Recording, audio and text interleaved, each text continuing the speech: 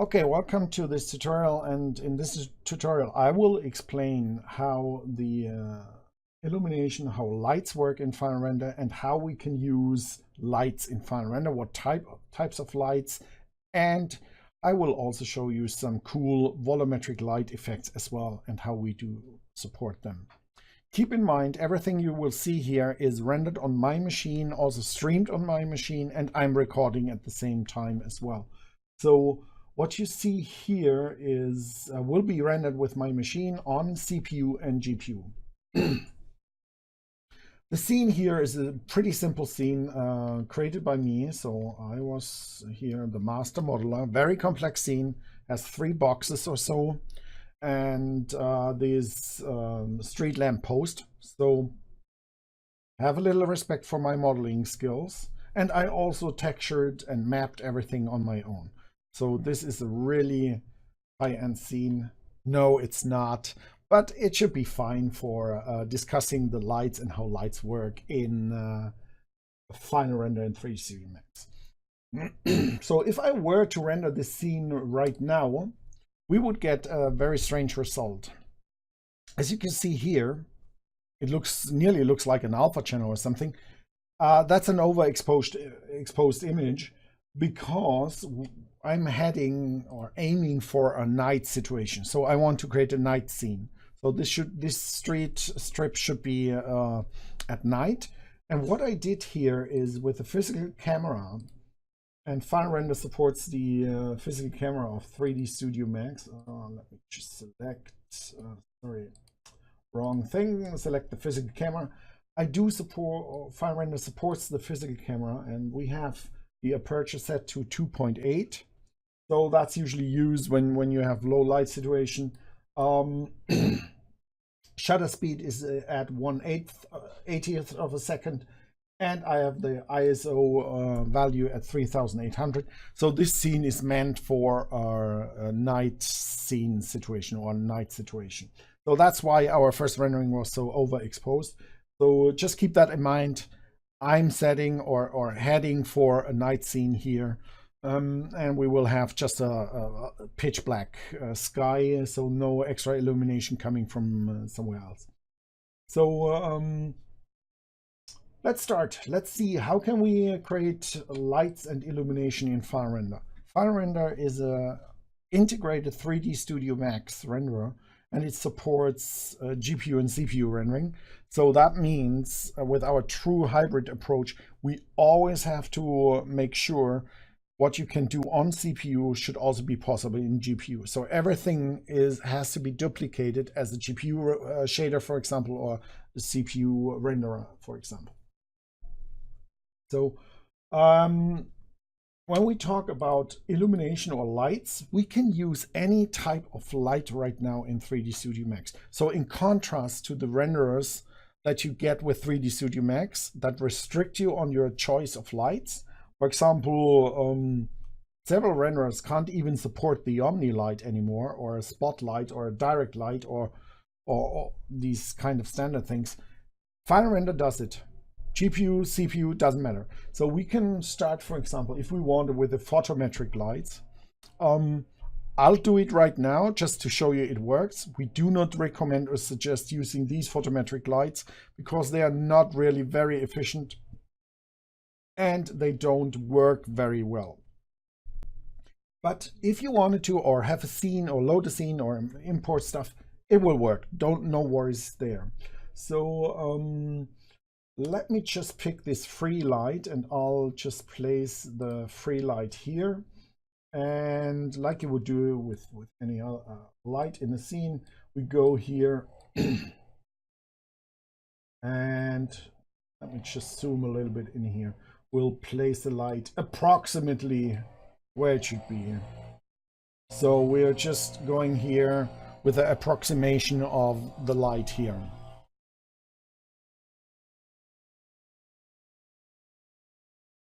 And with finalRender, we can turn on at any time our ActiveShade, and we will get real-time feedback. And the first feedback we get is that we don't see anything.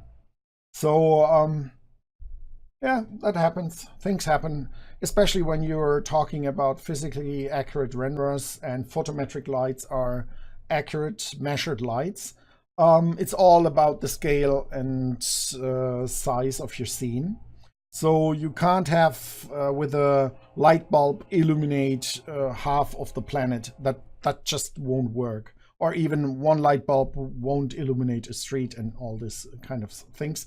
So right now in my approach of my master modeling I did here with the street, with the sidewalk strip here, I didn't care about scaling and so on. So for now, just bear with me. We will compensate and just use some multipliers to get things going. But before we do that, let me just, because we have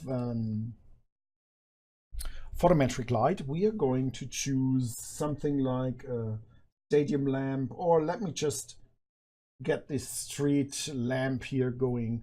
So now we have the street lamp here with our photometric web, and so that I'll show you that it's actually working.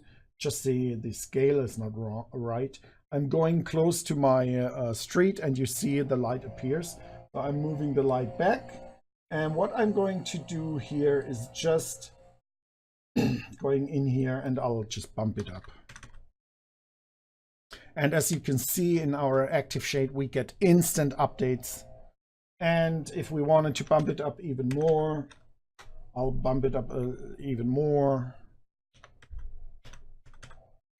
So we have the photometric lights here, and you can adjust them and use them as you would use in any other 3D Studio Max scene. The great thing here is it is supported, it works, so no worries there. If you have a ready-made light you want to place there, you can use it as is and it will work. And when your scaling especially is right and working perfectly, all will be fine. So that's about the photometric lights. So these are fully supported, as you can see here. I'm going to delete the photometric light, and let's explore some other light possibilities. And the next light type would be the target light, which is just with a target and stuff. So this is as well supported. We can go here and just point it down. No issue there, just will work the same like the other photometric light. Then the great thing is finalRender supports all of the standard lights. So standard lights are supported, the Omni light and all this stuff. So if you have still scenes using that, or sometimes it's just easier, use an Omni light. It's so easy and fast. Why not use it? It's there. Max has it now for over 20 years.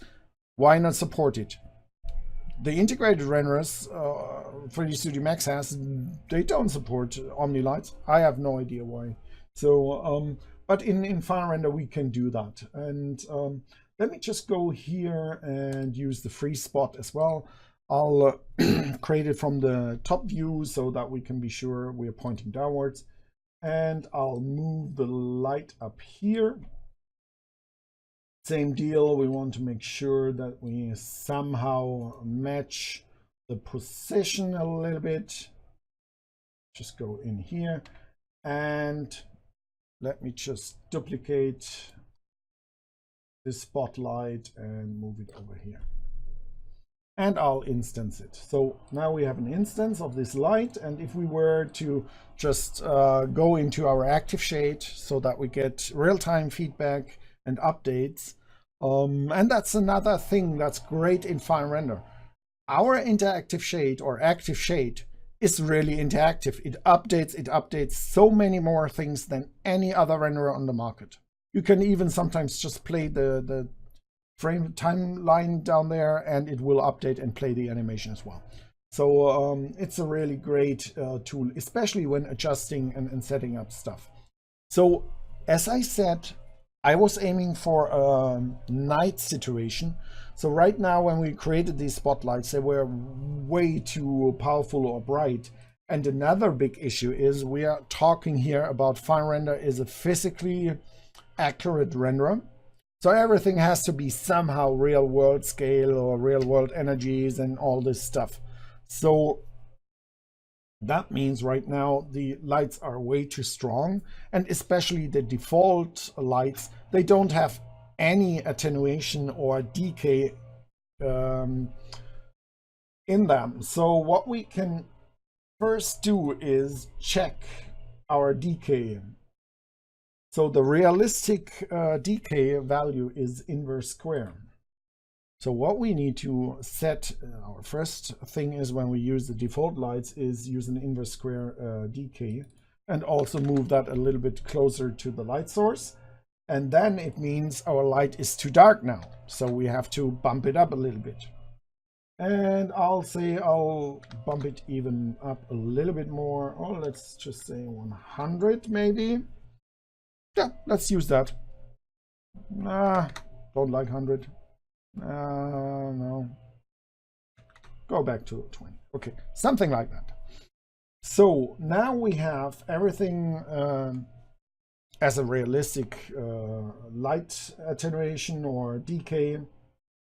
We can turn on the shadows. Doesn't matter what shadow you want, unless you want a special shadow created for finalRender. But by default, we use the normal shadows, the ray trace shadows. So we can just go there and use the ray trace shadows if we wanted to.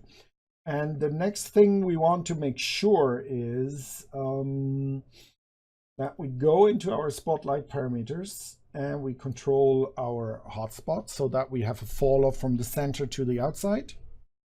And we can just go ahead and play with our fall off. And you can see here in real time, we get the update with our fall off. On both lights we have integrated here. And we already get a nice looking, interesting looking street situation here. So that's with a standard spotlight. It's just a spotlight, but as you can see, it's supported, it's fast, easy, you can set up.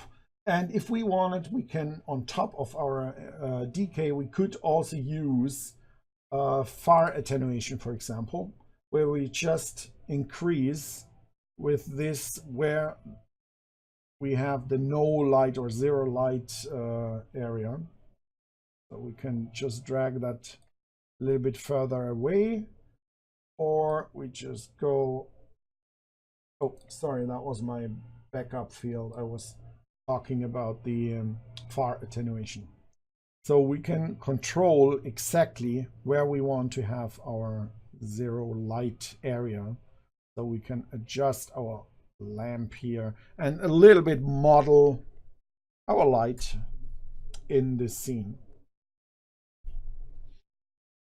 You might already see or recognize these spots we have here. I will discuss that later when we go into the real lighting situation where we have that. Just as a reminder, finalRender is a physically accurate renderer, so it works with real world values and real energy values. So it can be a little bit tricky to get the lighting going. So, but as you can see, Spotlight easy, works like a charm, very easy, very simple. Let me just delete the spotlight again. And another option would be, for example, the skylight. Skylight is just a light you pick somewhere in the scene, doesn't matter because it's your sky, so it's all surrounding. And the skylight is also supported. It's a default light in 3D Studio Max, and we do support it. Same deal with the skylight. By default, it would be 1. Way too bright right now in our scene because I'm heading for a night scene. So we would need to make the sky really, really dark so that we get some illumination going here. So skylight is an option to add onto your scenes. Right now, I don't want the skylight here because, as I said, I want to head for the night scene we want to create here. So the next option we have the OmniLight. As I said, finalRender supports it. We can place the OmniLight there and just move it to my lamp post. So OmniLight is not really one of the most realistic ones, but you can turn it on, use it, adjust it to your liking. Same deal, we can work interactively with our light. And again, we're heading for the night situation, so we have to make it much, much darker so that our omnidirectional light is illuminating the scene here. And same deal here, we can have inverse square. Then we can bump up the light a little bit more. And then we have the nice natural fall off from the distance. And illumination is all around in this area. And the same thing, we can use far attenuation as well. And then we can adjust where we don't want to have any more lights or any more visible light. Let me bump up a little bit the energy. So you have all the tools you need. You have in the close range, burnt out effect, really bright, strong illumination, distance, it falls off. So all these tools are to your use, and you can use it in finalRender, no issues at all. But there's another option. So we have the standard lights, we have the photometric lights. We also created our own lights. And like every renderer on the market right now, they come with their own lights. And why is that? Why does every render developer create his own light? There's one reason for it. We think we can do things much better, and we did do things much better. So our IES integration is much faster, is multi-threaded, fully multi-threaded, memory efficient, and much easier to set up. This is why we think our light source makes much more sense than anything you have in 3D Studio Max. However, we still support all the fancy gadgets and all the fancy controls you have there. Our finalRender area light is the most flexible light you can get right now in 3D Studio Max. And it's really powerful, and you can do so much with it. So let me first start by creating the finalRender area light. It's created like any light, and it behaves similar to any other light. It's an area light, so you have to keep that in mind, even though you can make the area very small so that it becomes a point again. So that's also possible. But the main idea, the main purpose is it is an area light. So what I'm going to do is I'm just adjusting here the size of my area light and placing it right in the center underneath the light bulb. And I'll say let's keep it like that. That's fine. And we just want to make sure we get as close as possible to our lamp. Okay. And then the only thing I want to do is I'll move that over here. Instance. We want to make sure we have an instance of the light here. Just it's like that. And there we go. So now we have our finalRender area light here. And the first time you create the finalRender area light,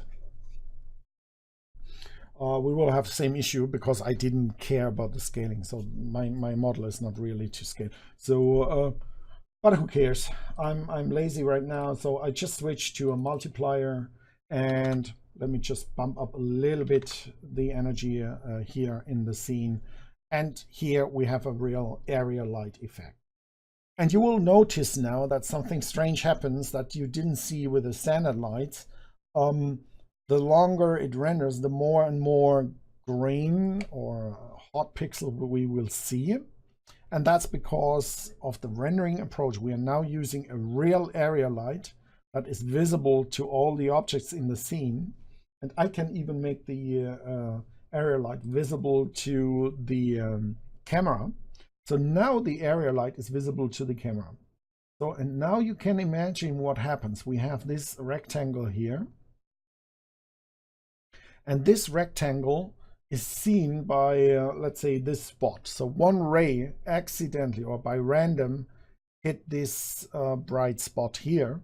and that's why the spot is bright. So I would need more samples to get the realistic, the real world value and correct illumination results. So with low samples, you will always have this issue. However, I will show you some tricks to overcome these issues here. So let me just hide the area light from the camera. So once again, the area light is seen by all objects. You can only hide it from the camera view. And with some materials, you can even hide it from the materials or the object that has a material. So that's a special case. We might discuss this later. So right now it's an area light, I know that. So the illumination is correct and is as it is, but I don't like the lighting situation right now. So what we could do is we could say, okay, I want to go back to an IES light and I want to use a photometric web. So, and there is this point lights stadium, which is very powerful, a bright light. So I can use that here in my photometric file, and you see it updated, and now I get a very strong light here.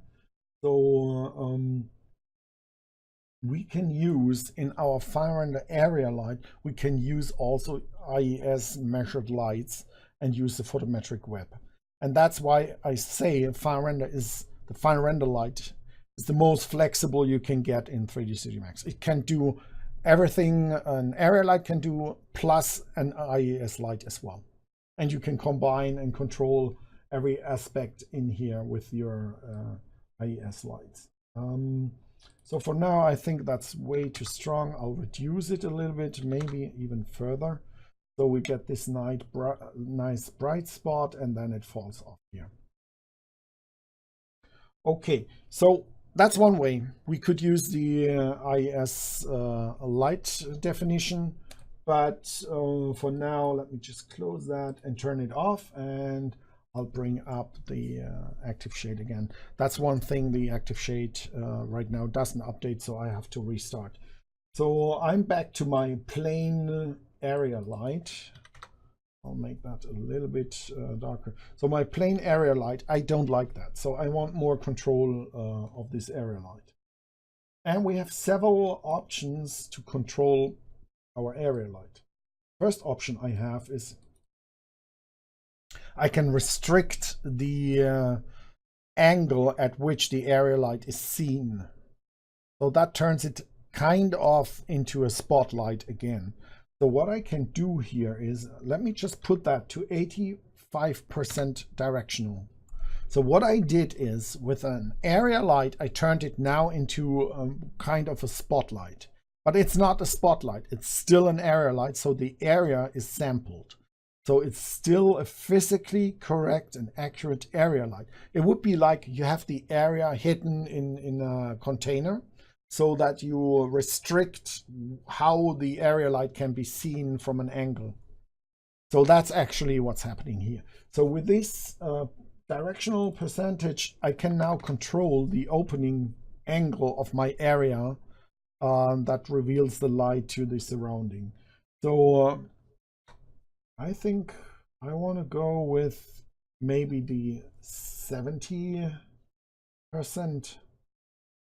Let's see, let's continue. So another option I want is, so now 70% of the area light is visible from the angles. So now what I want is, I want to even have more control. So I don't necessarily want the physically accurate situation right now in my scene. So what I want to do is, let me just do the attenuation thing. So, and that's actually a little bit of a magic thing we do here. With an area light, you can still have and control your far attenuation, for example, or a near attenuation if you want it. So what we have here is the same controls you know from your spotlights. we brought them into the area light. So now you can even control in detail where your cutoff value, so where the no light area should be, you can control that. So if you want to really direct or model your lights according to the scene, so let me now just bump up the intensity a little bit. You can do that. You can just use the old style attenuation and just control on top of the area that has an automatic physically accurate fall off. You can just restrain that and say, okay, I don't want the physical fall off from the area alone. I want to do some modifications. First, the directional value, that's your first modification, and then the attenuation, the artificial attenuation we added to the physical area light here. And that brings back all the power, all the freedom you need as an artist. So I talked about this snowstorm we see here. That happens because still we have an area light. I told you we are now in a physically accurate rendering mode. So what we have here, let me just show the area lights again. I'll just turn them on here and we see the area lights. I think change the angle a little bit. No, that's the fall off. So the area light is sampled and the area light, one ray hits this bright spot and creates that. So we would need more samples, and with more samples we get a nice beautiful photoreal realistic image.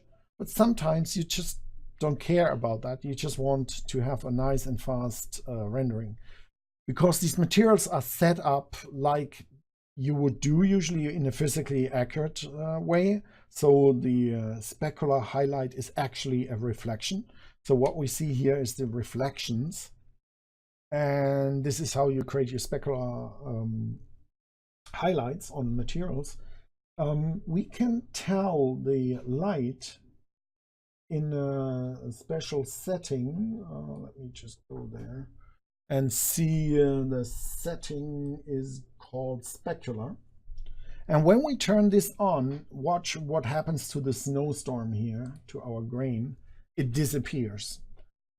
So we give you tools to overcome the unbiased path tracing restrictions, which are normal. You just need more samples to get a realistic result. You can overcome that just by pressing this single button, and then we fall back to the old style of specular highlights, which are the fake highlights or simulated highlights. If you want that, you can anytime go to that. Or if you just increase the amount of samples, you can render the real deal. Then you get the realistic result, how it should be in the real world. But for now, I think I'm fine with that. We're just talking about the lights and the options, and we're now going to, let's just create a real street here, because in a street we usually have multiple lights. So let's select everything here, and let me grab our famous array tool. Everyone should know the array tool, and I want to create 5 lamps, and I know all this. Let me just preview it. Yeah, looks good. Let's say okay. Oh, did I do the instance? Okay, instance was on. So what I did right now is I duplicated all the lights in the scene along the street, and we have now multiple area lights with our attenuation and all the settings we had. And if we go now to our ActiveShade, we will get our street view or street situation here rendered. So, and I might want to have even maybe a little bit more power. Let me just go to 3 and also reduce maybe the angle a little bit more. Let me go to 50. Yeah, something like that, or 55. So that we get a little bit tighter around here, around the wall that's going down here. So we have the lights here now placed, and we are still able to create or change the color of the light, for example, because this is now just a pure white. As I said, we can have IES lights that come with their own color settings and everything. We can also use color temperature. So if I wanted to have a more warm orangey light, I would go down to 2700, for example.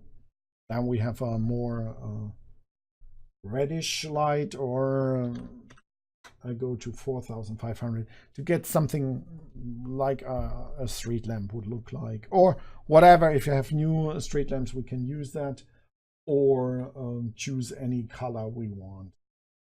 We can also use a map for as a projector light if you want that, and that will also color our light here. The next thing I want to change or adjust is add some volumetric effect in here to make the scene more interesting. So volumetric lights are supported, and let me just go in here. So the first thing I'm going to do is I could use the volumetric lights that are available in 3D Studio Max. We support them, they work fine. However, what I want to show you is our special volume effect we have in finalRender. And I'm now going to choose a helper object, and it's in the atmospheric apparatus section. I don't know if you ever used it or even know that this exists there, but here you can choose the atmospheric apparatus. And that is nothing else than just a box or volume helper that gives you a volume where you can put something in. So I'm going to use a box gizmo, and I'll drag the box gizmo along and up here. So what I want to make sure is, especially with volumetric effects, is that the volume is not really intersecting or penetrating other objects, because it would look weird and it would just cut off your volume effect sometimes. So I think I'm fine with that now. We might have a little weird issue here, but I'll just move it there. That's enough.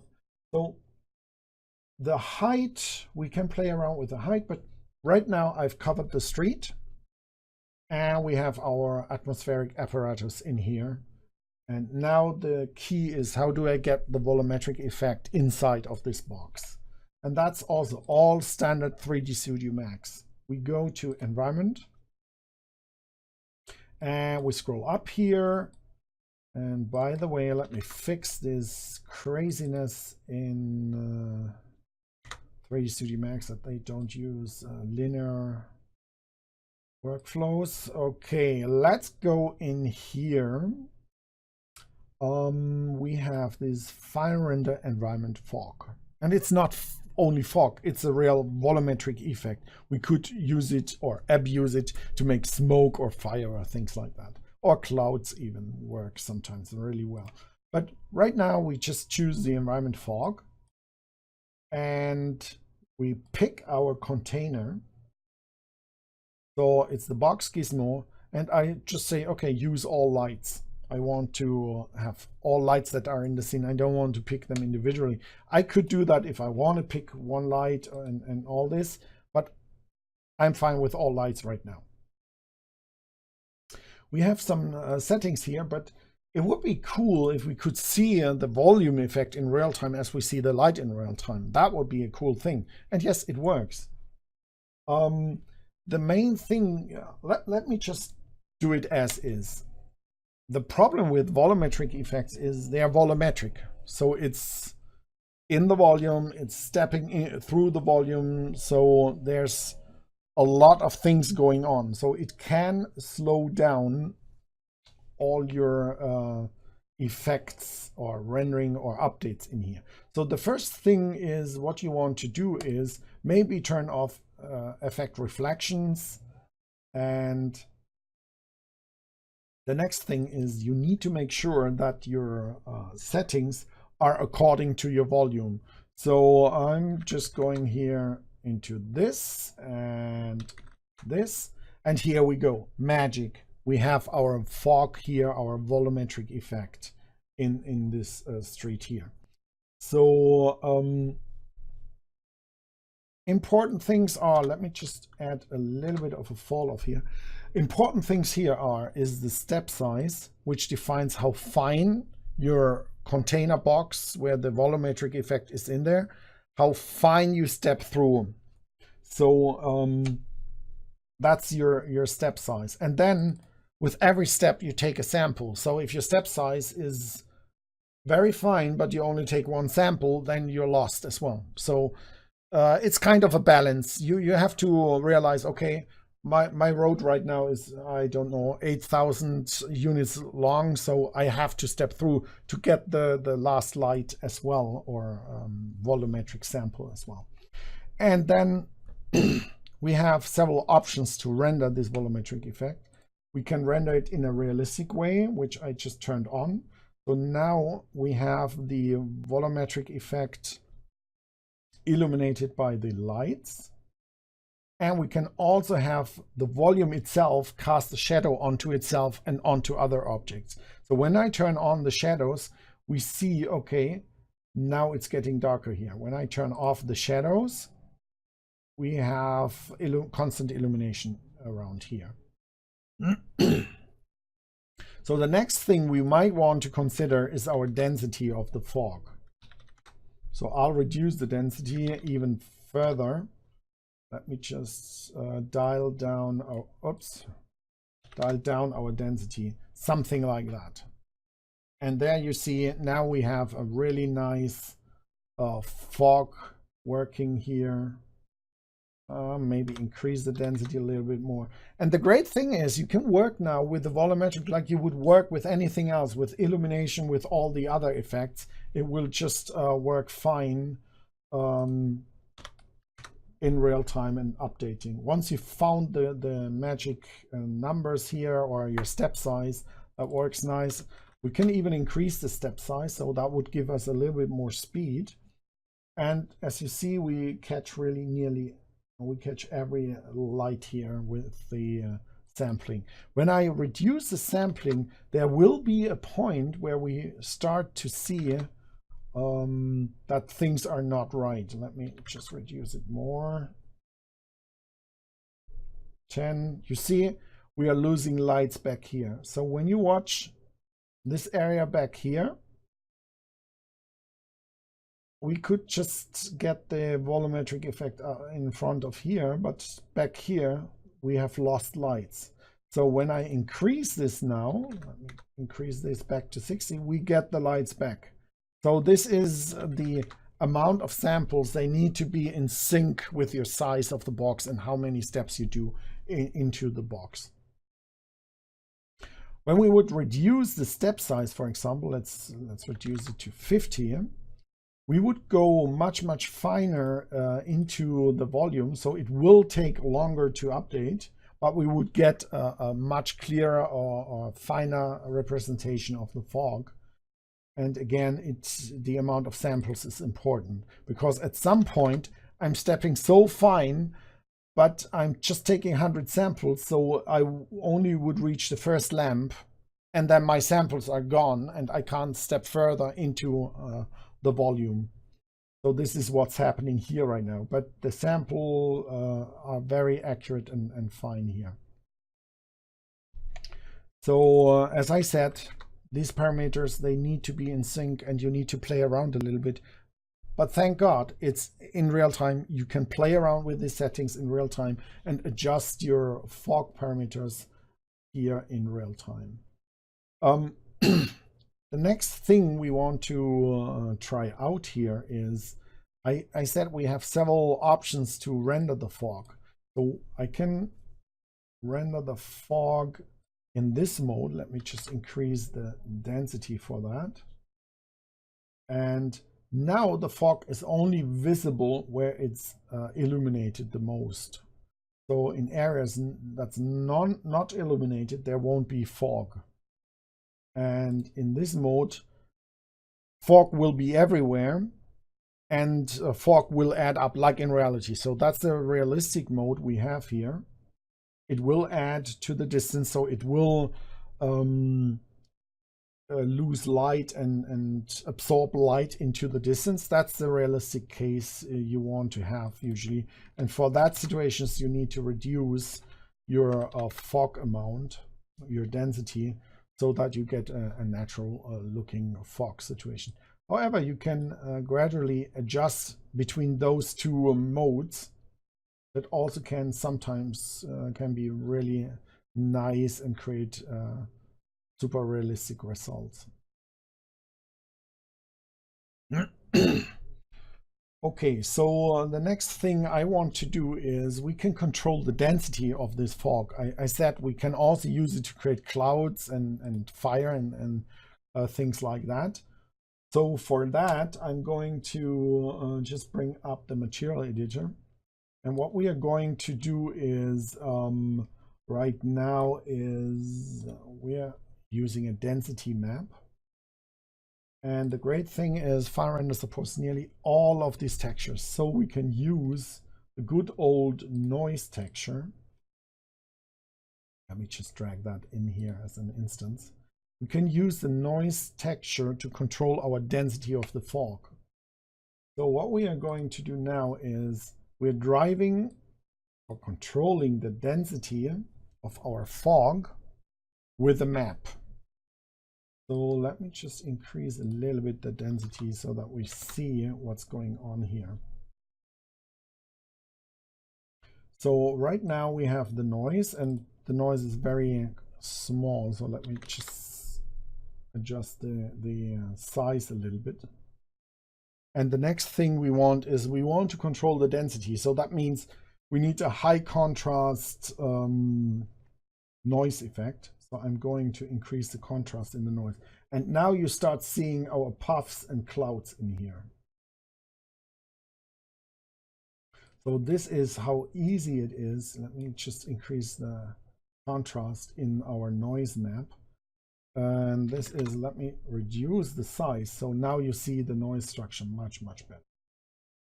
And now if I were to increase the density even further, let's say to 1, we can see our noise structure in the fog. I'll get larger here. And where we have our value at 0 in the map, we will have no density at all, so we can see through. So this will give us these high density areas and low density areas. And now if we were to turn on shadow casting, and as I said, it's also self-shadowing, we will have a very interesting thing going on for our fog. Let me just do for testing purpose another thing. We have still the atmospheric apparatus, the gizmo selected, or the helper object selected. Let me just reduce the height. So let me just do a ground fog. And as you can see here, we now have a ground fog. It's that easy. You can actually model your fog in real time in your scene. So now the fog is on the ground, and I can move it up again. Let's say move it up half, a little bit more down. Move it down a little bit. So, and then we can start playing around with our noise map again. Make bigger puffs and maybe this much smoother so that we don't have these sharp things. We can change our fractal to fractal algorithm, and even turbulence would work. Then we have these little high density, just reduce clouds a little bit. So then we have even tighter spaces where we see clouds or not. And we could also change with a map the emission color or the fog color. So we could have a glowing light or whatever, or I just change the color here to something like that. And we have something bluish or whatever you want. You can, and again, it's taking care into account the illumination and all this. So you can have all your effects here. And as I said, you can adjust your fog in real time.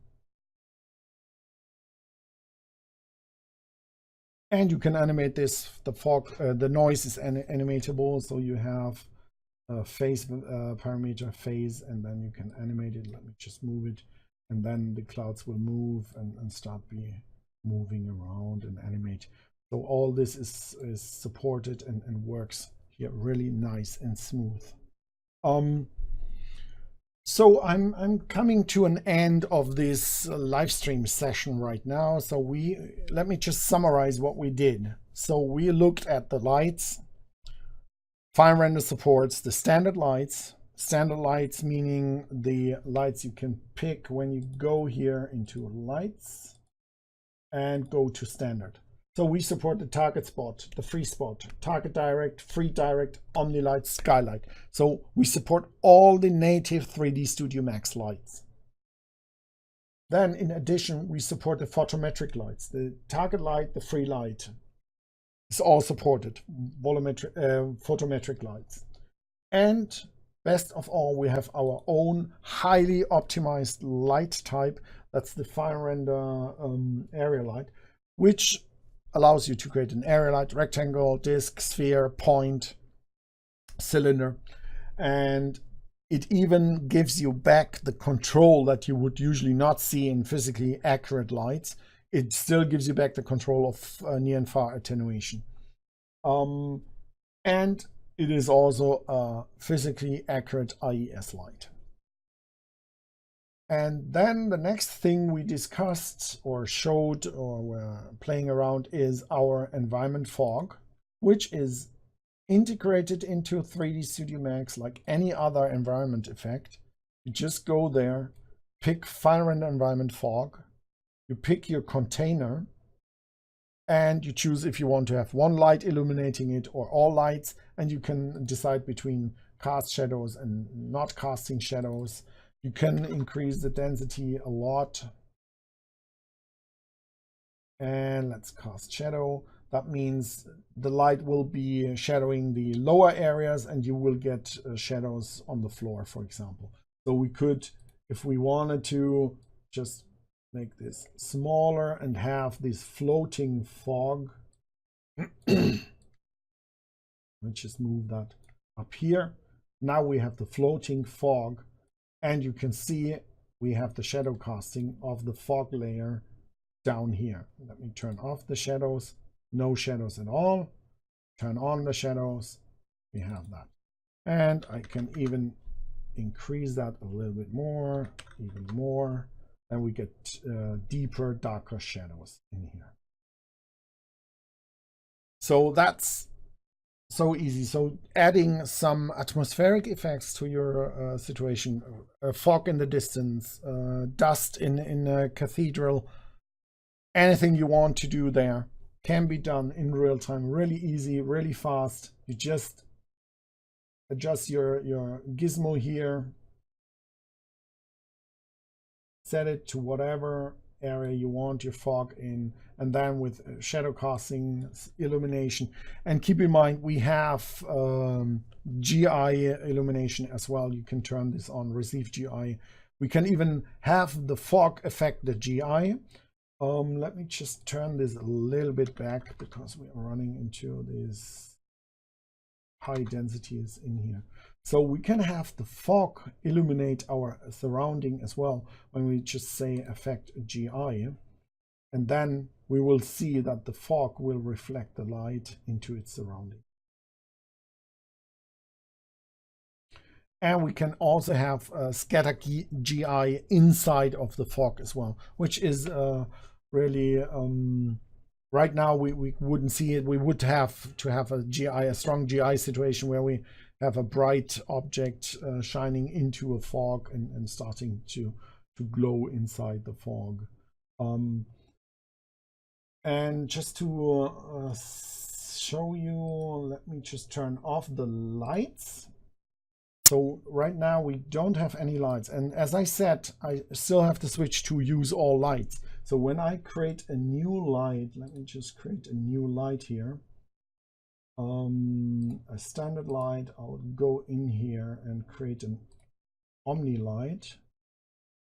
And as I said, by default, the Omni light has no attenuation, nothing, so it's not a realistic light. So let's just make sure we use inverse square so that we get a real light. And then let's just make sure we use the Far Attenuation so that we don't illuminate outside.